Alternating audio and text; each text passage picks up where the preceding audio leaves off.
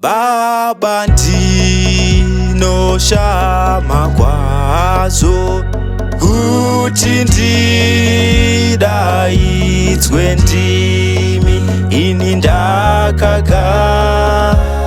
muzvitadzo, ona ndikapera kuzvibiswa, asi hamusakarama, imi makandida owenyu Baba.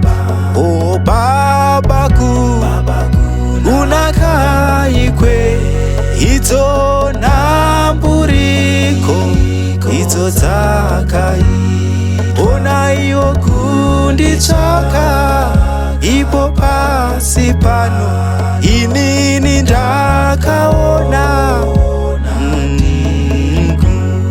inini ndikaitwa iye anozopona.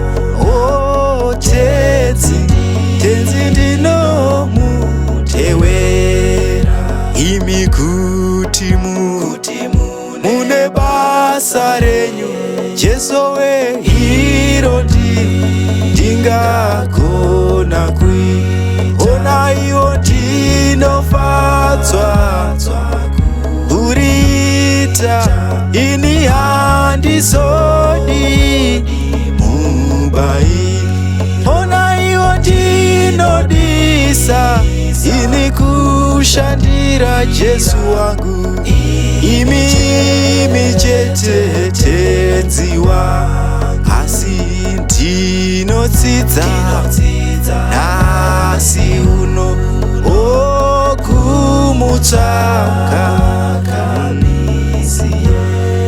asi nekuteerera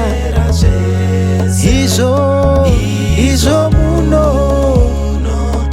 munotaura, ndinotsvaka nekutsvaka varasi, tese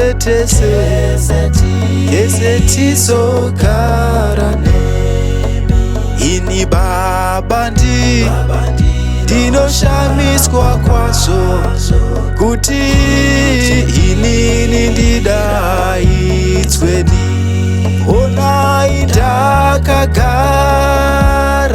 muzvitadzo, ini ndikapera asi hamusakaramwa, inini Jesu ye makandida. Oh,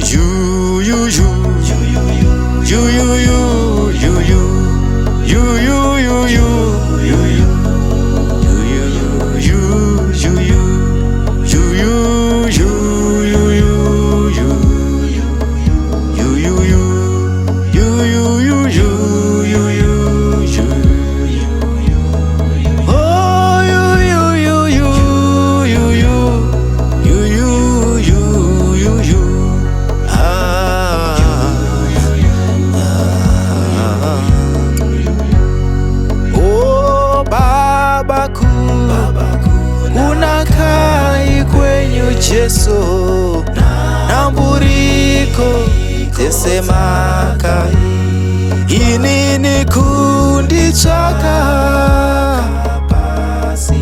ndakaona inini ndakaona ndiri kufa, asi